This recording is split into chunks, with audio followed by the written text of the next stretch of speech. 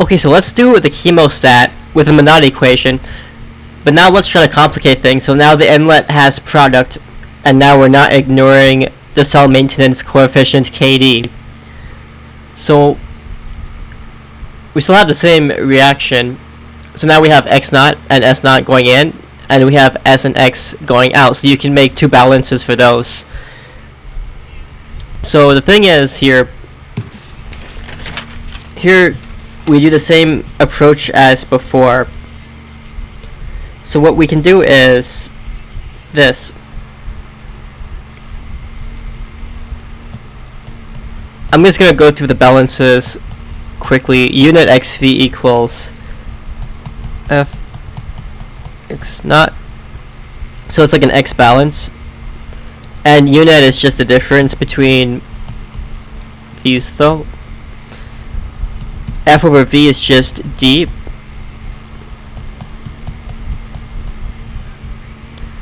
Okay, and we just isolate in terms of D again.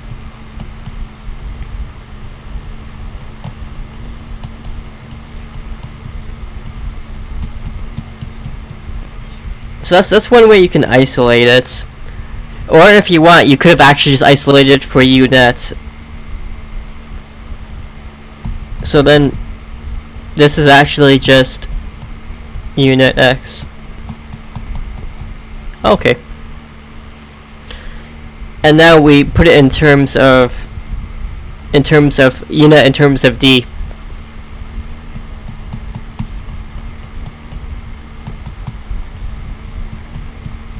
Okay. And you can factor that out.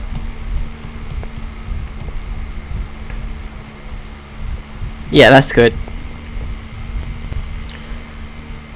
And remember that we have the Monod equation.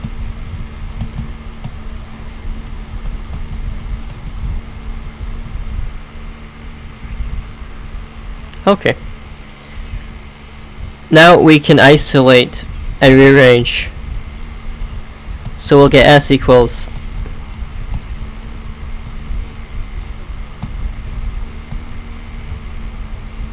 okay. And we can go further. The specific growth, the gross growth rate (UG) is just the sum of the net growth rate and KD.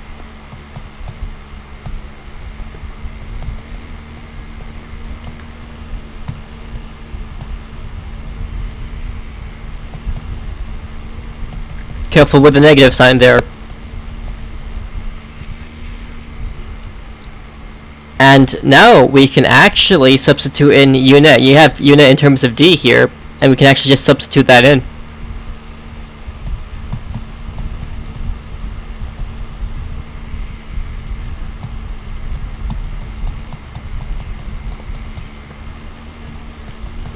So just substitute that in. And you'll see it's starting to get a little bit complicated. But you just do the same steps.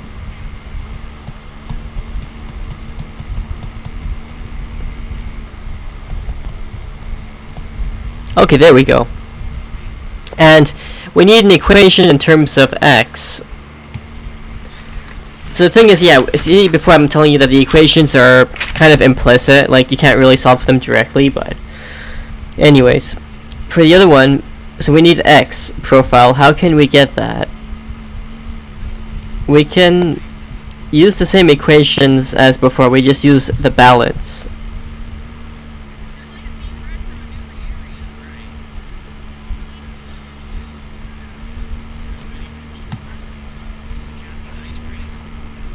So if we do the other balance, we should get something like this.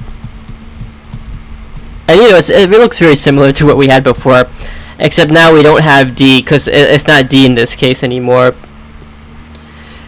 This is just the summation. Remember, the gross one is just a summation of net plus the cell maintenance coefficient. So let's get that.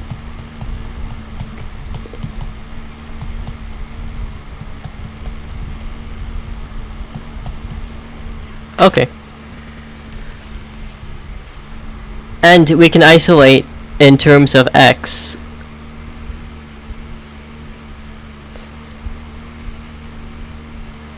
before we do that though, let's substitute in what unit was.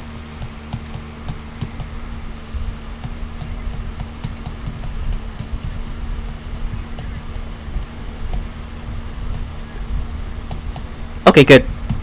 And we just bring that to the other side. So let's write it like this.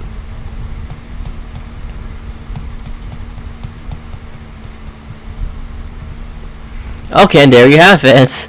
So this is x in terms of s, and the other one had s in terms of x. Well, see, now we have x here as well. See how I say it's implicit? Like, you can't really...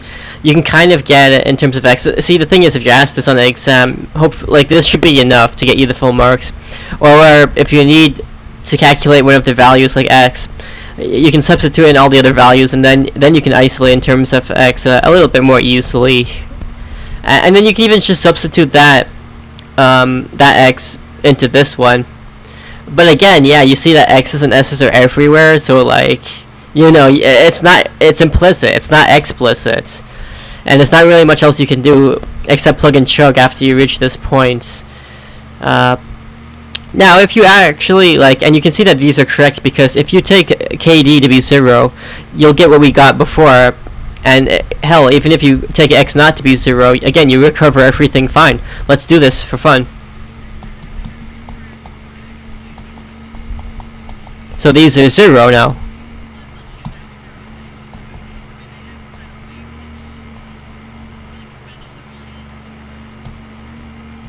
And see, you just get what you got before. Let's try this for the x equation.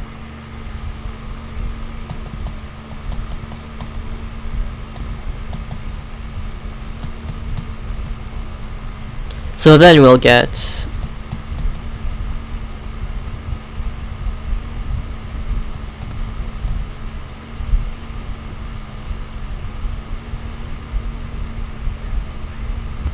Okay, you get this equation. And of course that makes sense, because x naught is 0, then yeah, that's all you get, just the stoichiometry. The stoichiometry from the S substrate being used up. So yeah, there you go. So like, this is probably like as complicated as you can make a single reaction. Sometimes you get parallel reactions, side reactions, all of that kind of messy stuff. But it's not too bad. So this is just for the Monod equation. You can do this with other kinds of equations too, like the Quantoise equation, the Tessier equation in chemostats.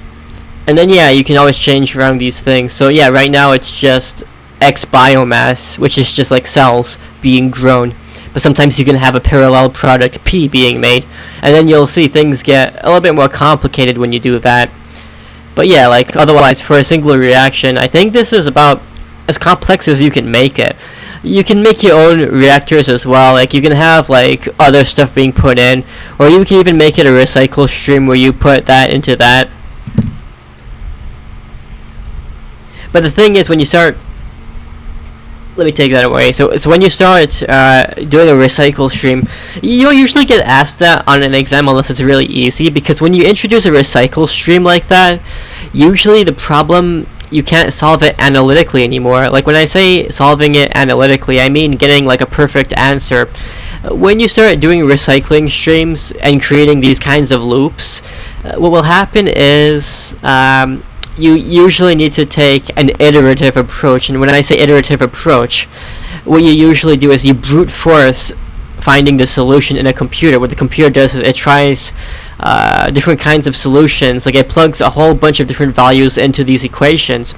You'll have the constants that you're given, but sometimes, you know, you can play around with one of the parameters. Like, maybe you can play around with s to get x value, or vice versa. And when you introduce a loop, the system usually becomes, when you have iterative solutions, it's usually because the system starts to become non-linear. You know, when I say non-linear is when you start multiplying things by themselves, like, or if you have like a flow rate going in that's like a sine wave or something weird like that, then you're introducing non-linearity. Then you have to solve it trial and error or iterative methods on the computer.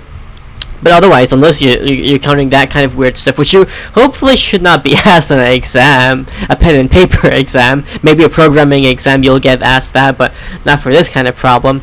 Yeah, I think this is about as rough as you can get. I might make them for other models as well for fun, just to see what I would get out of curiosity. But yeah, I hope this video helped you out.